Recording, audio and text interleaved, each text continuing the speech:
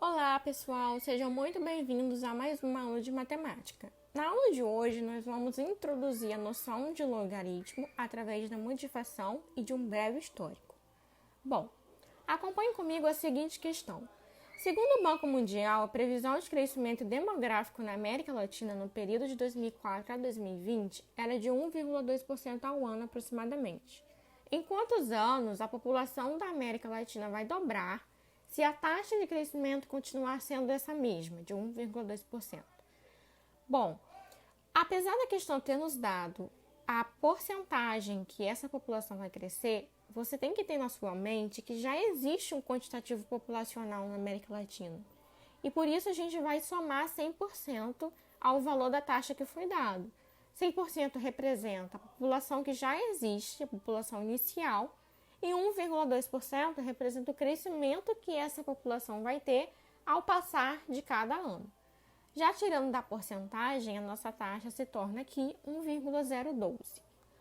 Agora pense comigo o seguinte, vamos chamar aqui essa população inicial que a gente não conhece o valor de P0 e dizer que é o início de tudo, né? É o valor que você tem ali e você vai continuar agora a ver o crescimento a partir do próximo ano. Em um ano, nós teremos que quantitativo populacional aqui? Nós teremos a população anterior, inicial, que era P0, multiplicado pela taxa de crescimento que foi estipulada, de 1,012. Se passarem 2 anos, nós teremos, novamente, a população inicial multiplicada pela taxa 2 vezes. Por quê? Porque 2 anos se passaram. Você também pode pensar que o P2, que é em 2 anos, é a população anterior, do ano anterior, né, de um ano aqui, P0 vezes a taxa, multiplicado novamente pela taxa, que resulta em P0 multiplicado por essa taxa elevada ao quadrado.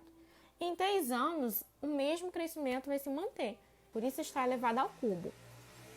Agora, se a gente considerar em X anos, né, uma quantidade de anos que a gente não sabe, generalizando aqui, a gente vai ter Px igual a P0 multiplicado por essa taxa e elevado a x, que é a quantidade de anos. Agora, vamos supor que essa população vai dobrar em x anos, que é uma quantidade aí que a gente não sabe qual que é. Então, eu estou supondo que Px vai ser igual a 2 vezes P0, que é a população inicial, que é o que a gente quer. Reescrevendo aqui, quem era Px mesmo, que a gente acabou de ver? Era P0 vezes a taxa elevada a x. Então, é só substituir aqui na equação, tá? E igualei a 2P0. Isso resulta pra gente ali, cancelando o P0 de ambos os membros, né, dos dois lados da igualdade, a taxa elevada a x igual a 2. E aí a pergunta que eu te faço é possível resolver essa equação usando apenas os conhecimentos de potenciação que você já tem? E você vai ver que a resposta é não. Então, com o objetivo de transformar uma equação desse tipo, exponencial, como essa igualdade que a gente acabou de ver, entre potências de mesma base para facilitar o cálculo, nós vamos começar a desenvolver a noção de logaritmo.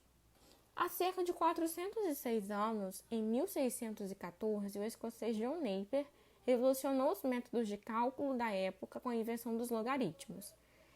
Naquela época, o logaritmo de Napier era bem diferente do que a gente usa hoje, mas ele tinha a mesma essência do expoente. Além disso, efetuar contas de multiplicar, dividir, calcular potências, extrair raízes, era um trabalho muito árduo para as pessoas na época, porque elas faziam tudo através dos senos. Hoje em dia, com o advento das calculadoras, com o aperfeiçoamento das técnicas que a gente utiliza para calcular, tudo isso se tornou bem mais fácil. Mas nem por isso o conceito de logaritmo se perdeu, porque ele nos dá a possibilidade de definir logaritmo como expoente e além de dar a ideia da base para os logaritmos, né? Como foi desenvolvido por esses dois matemáticos que estão aí. Eles transformaram o logaritmo em um imprescindível instrumento, então, de resolução de equações exponenciais, sendo aquelas que a gente não consegue igualar às bases. Bom, então vamos introduzir agora o conceito de logaritmo. Quando a gente não consegue resolver equações e inequações reduzindo as potências a uma mesma base, a gente apela para o uso do logaritmo. Então, por exemplo, se a gente quiser resolver aqui 2 elevado a x igual a 3, a gente vai saber já, assim, pensando, né, na igualdade que está sendo mostrada, que o x vai assumir um valor entre 1 e 2. Por quê? Porque 2 elevado a 1 vai ser o próprio 2, né, que é menor que 3. E 2 elevado a 2 vai ser 4, que é maior que 3.